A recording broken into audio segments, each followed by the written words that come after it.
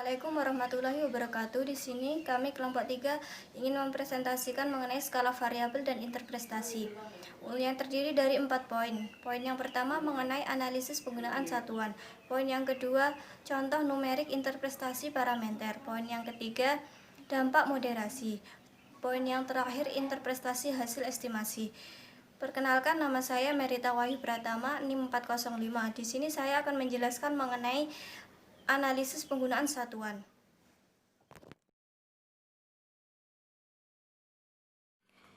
Untuk mendapatkan nilai parameter yang besar, yaitu dengan menggunakan nilai logaritma natural pada variabel. Transformasi variabel dengan logaritma natural menghasilkan nilai variabel kecil dengan nilai log yang kecil diharapkan menghasilkan parameter yang besar. Sebagai contohnya itu ada di makalah halaman 3 pada tabel 3.1 yang menjelaskan data variabel dalam miliaran dan jutaan. Untuk menganalisis satuan dengan meregistrasi data dalam satuan miliaran, baik pada variabel, dependen dan independen, memiliki persamaan regresi menjadi GPDIML sama dengan beta 0 ditambah beta 1 GDPML.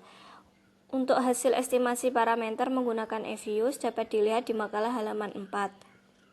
Untuk memudahkan pemahamannya terhadap parameter, hasil registrasi disusun dalam persamaan GPDIML sama dengan negatif 10 26498 ditambah 0,301583 GDPML. Persamaan dengan substitusi parameter dapat diinterpretasikan jika GDP meningkat 1 unit. Kita bisa ambil contoh di tabel 3.1 yang atas tadi pada tahun 1988 GDP 5.865 unit, lalu naik menjadi 5.866 unit. Maka dari GPDI diperkirakan akan meningkat menjadi 0,301583 unit. Atau didapatkan dari hasil estimasi koefisien yang GDIML. Sesuai ketentuan unit, bahwa 1 unit GDP adalah 1 miliar. Jika GDP meningkat 1 miliar, maka 5.865 menjadi 5.866 miliar. Nah, untuk langkah berikutnya menggunakan data dengan satuan jutaan, baik pada variabel dependen dan independen. Persamaannya menjadi GPDIJT sama dengan beta 0 ditambah beta 1 GDPJT, atau untuk contohnya juga mirip caranya di atas. Dari kedua contoh, setiap variabel menggunakan satuan yang sama dengan menghasilkan interpretasi yang mirip. Untuk menggunakan persamaan dengan satuan miliaran pada variabel dependen dan satuan jutaan pada variabel independen, persamaannya menjadi GPDIML sama dengan beta 0 ditambah beta 2 GDPJT. Menggunakan satuan yang berbeda hanya mempengaruhi nilai parameter, tetapi tidak mempengaruhi interpretasi parameter. R-square memiliki nilai yang sama untuk seluruh registrasi.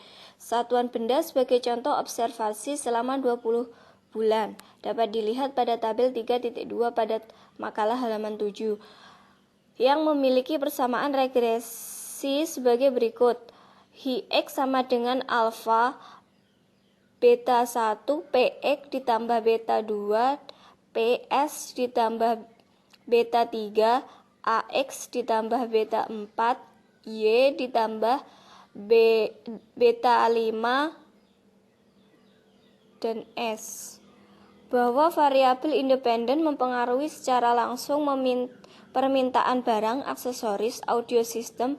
Hasil registrasi dapat dilihat di makalah. Jika kita sederhanakan hasil regresi, rumus persamaan permintaan sebagai berikut.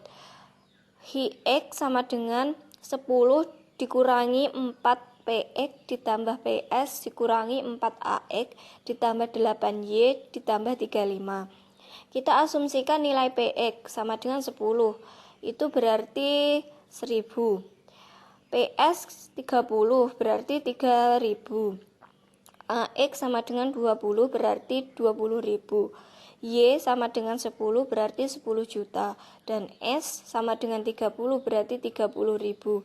Pada nilai ini Hx dihitung, Hi-X sama dengan 10 dikurangi 4 dikali 10 ditambah 30 dikurangi 4 dikali 20 ditambah 8 dikali 10 ditambah 3 dikali 30 hasilnya 90.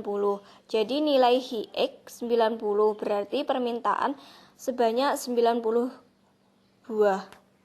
90.000 buah.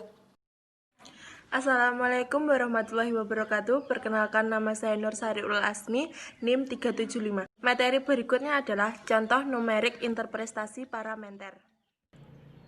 B. Contoh numerik interpretasi parameter. Jika pada bagian pembahasan sebelumnya, pembahasan ditunjukkan pada penggunaan variabel dengan satuan yang berbeda-beda, pada bagian ini dijelaskan interpretasi parameter berdasarkan format bilangan dari persamaan ekonomerik yang ditetapkan. Format bilangan dimaksudkan penulisan variabel dalam bentuk baris logaritma atau dalam bentuk basis E berdasarkan berbagai kemungkinan bentuk persamaan. Di sini akan dibahas 6 macam bentuk persamaan. Persamaan pada tabel di atas disusun dalam slope atau elastisitas.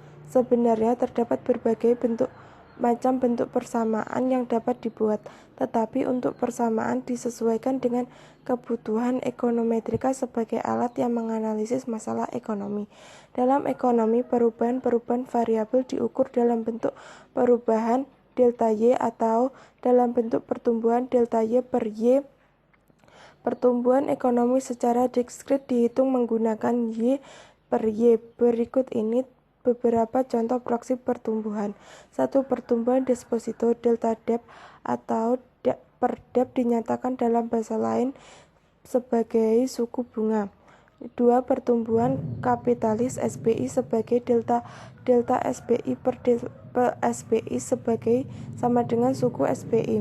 Yang ketiga, pertumbuhan harga delta P per P sebagai inflasi. Yang keempat, pertumbuhan GDP sebagai delta GDP per GDP tidak mempunyai istilah khusus. 5.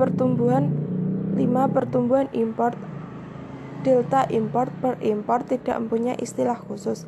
Menghitung pertumbuhan dapat dilakukan menggunakan berbagai cara pendekatan, yaitu 1. Bentuk diskrit GDP sebagai delta GDP per GDP.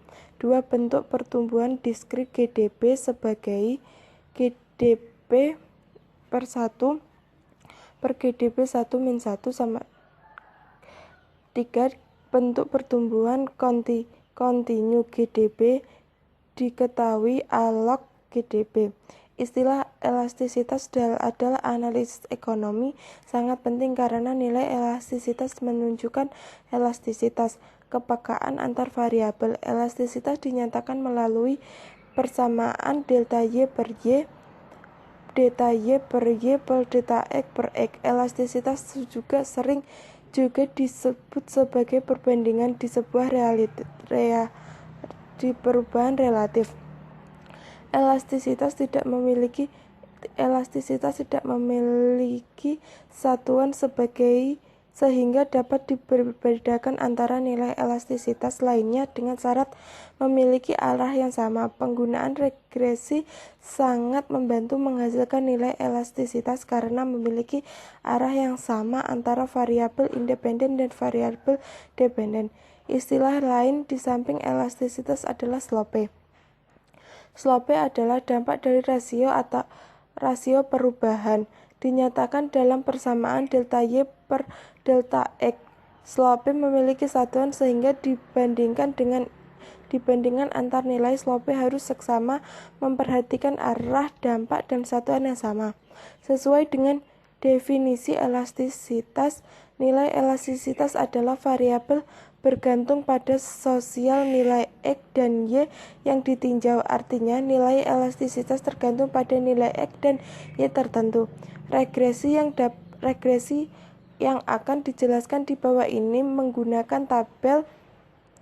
Data yang digunakan adalah data total personal expenditure dan kategoris Y1. 1. Persamaan model logaritma natural linear. Persamaan logaritma natural linear dibentuk dari persamaan antara semua variabel dependen maupun independen ditransformasikan dalam bentuk double log. Untuk model ini adalah ln y per beta 1 sama dengan beta 1 plus beta 1 ln x.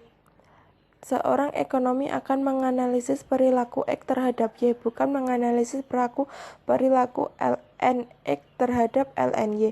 Secara eksplisit, persamaan di atas memperlihatkan beta 2 sebagai dampak ln X terhadap ln Y. Oleh karena analisis yang digunakan adalah dampak X terhadap Y, kita perlu menggunakan operasi kalkulus dalam matematika dengan menurunkan setiap sisi. Hubungan ini dapat dijelaskan bahwa beta 2 adalah perubahan relatif Y per perubahan relatif E, atau dengan kata lain perbandingan pertumbuhan Y terhadap X.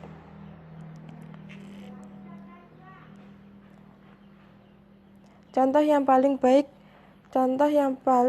untuk model log linear adalah fungsi produksi Cobb-Douglas dan didefinisikan sebagai X sama dengan AL sama dengan K1, di mana X jumlah output, L jumlah input tenaga kerja, K jumlah input kapital dengan mentransformasikan pada kedua sisi, dan logaritma natural didapat. Melalui persamaan yang digunakan, peneliti dapat meregresi persamaan dengan perubahan terlebih dahulu sesuai variabel dalam logaritma natural. Parameter yang dihasilkan akan konsisten dan efisien selama regresi menggunakan least square. 2. Persamaan model semi-log. Contoh yang paling mudah untuk model log ini adalah pengukuran untuk tingkat pertumbuhan yang didefinisi sebagai Y sama dengan Y0 kurung 1 plus R. Dengan melakukan logaritma natural pada kedua sisi menghasilkan persamaan sebagai berikut. Bentuk yang terakhir ini disebut bentuk model log-lin, di mana B2 sama dengan perubahan relatif var dependent atau perubahan absolut var independent. Contoh lain menggunakan persamaan investasi. Jika krus meningkat 1 unit krus atau 1 Rp per US dollar, maka diperkirakan akan meningkat investasi pertumbuhan rata-rata 0,5 atau dalam persen menjadi 50% menggunakan bentuk bukan elastisitas atau slope. Jika GDP meningkat 2 unit atau 2 miliar rupiah, maka diperkirakan akan meningkat investasi atau pertumbuhan rata-rata 0,6 unit atau dalam independen menjadi 60% perubahan bentuk. Sesuai dengan bentuk fungsinya, semilog digunakan pada berbagai penelitian, terutama jika peneliti ingin melihat adanya pengaruh variabel X terhadap variabel Y dalam bentuk pertumbuhan. Interpretasi dalam penelitian tergantung pada permasalahan dalam penelitian. Misalkan peneliti ingin menganalisis dampak PMA terdapat M, maka peneliti dapat menginterpretasikan 0,0282 sebagai berikut.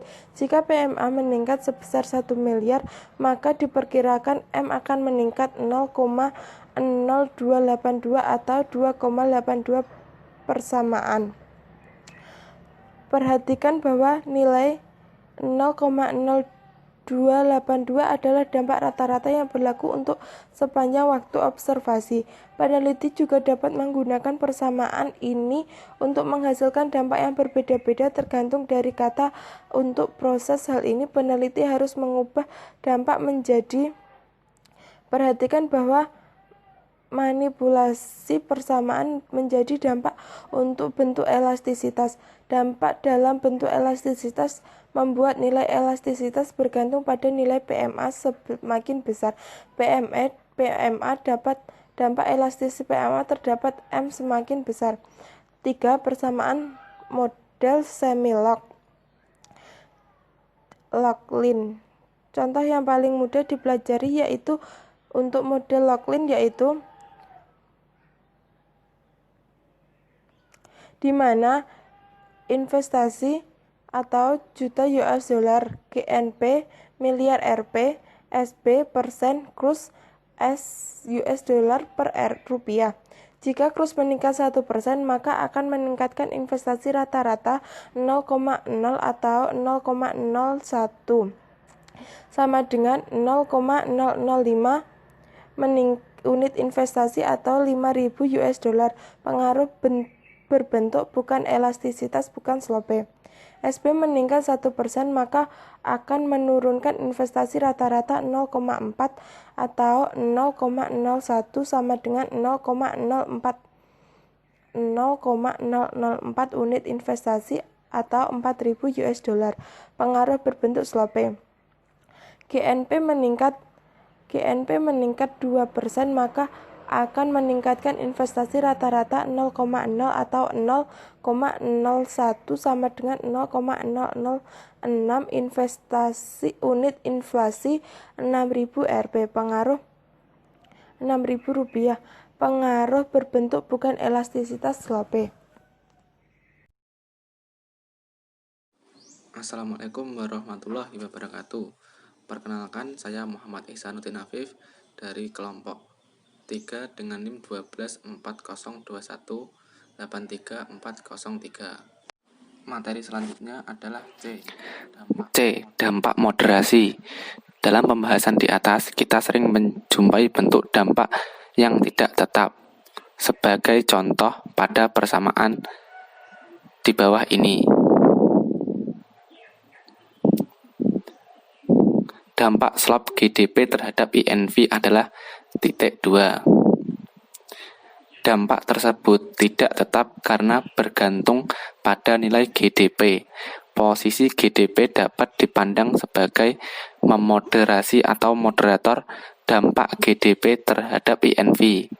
Jika tanda plus berarti peningkatan GDP akan menurunkan dampak GDP terhadap INV. Sebaliknya, jika penurunan GDP akan meningkatkan dampak terhadap INV.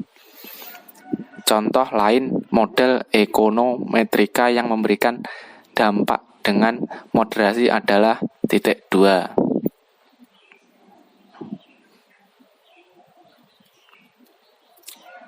Data adalah perusahaan atau data cross-section.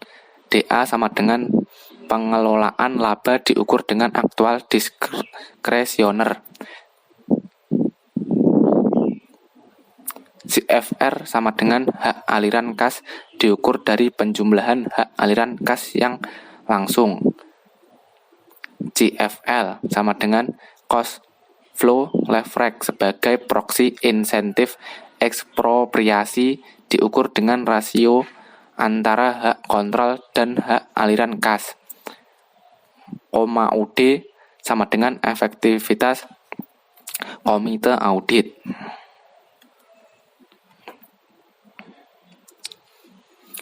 Dalam penelitian ini disusun hipotesis efektivitas komite audit atau KOMAUD.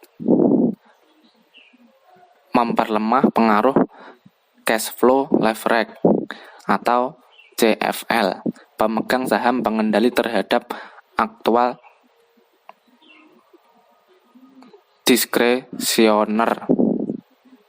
Untuk memahami hipotesis ini, kita proses persamaan di atas menjadi sebagai berikut.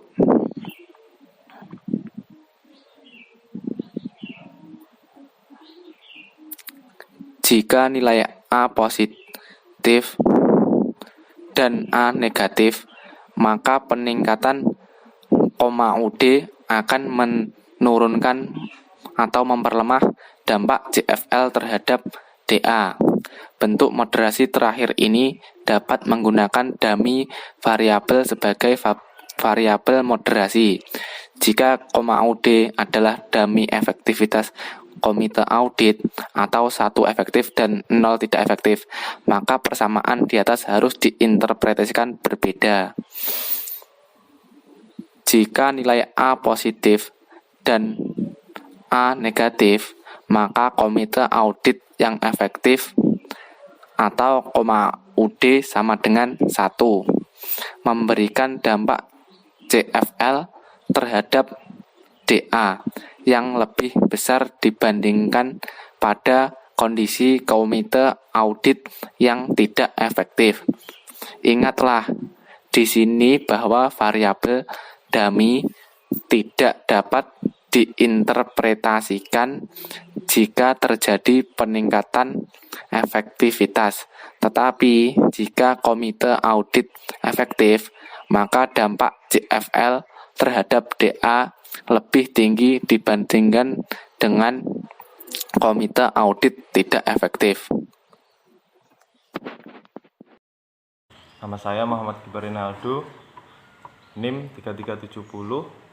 Saya akan menjelaskan untuk materi selanjutnya tentang mengenai interpretasi hasil estimasi. Interpretasi hasil estimasi kualitatif digunakan untuk menginterpretasikan hasil estimasi dalam model penelitian dengan menyesuaikannya pada studi empiris sebelumnya dan teori mendukung. Sementara analisis kualitatif digunakan untuk mengestimasi model ekonomistika statika untuk memecahkan masalah-masalah ekonomi yang dibuat dalam suatu model ekonometrik yang kemudian diestimasi hasilnya dan diuji lagi kesesuaiannya dengan teori ekonomi yang sudah ada. Yang pertama, Kohn-Effect. Pendekatan Kohn-Effect merupakan pendekatan yang paling sederhana, yaitu hanya dengan mengkombinasikan data tampilan lintang dengan data berkala tanpa memperhatikan dimensi individu dan waktu. Mode estimasi parameternya menggunakan metode terkecil atau order least square.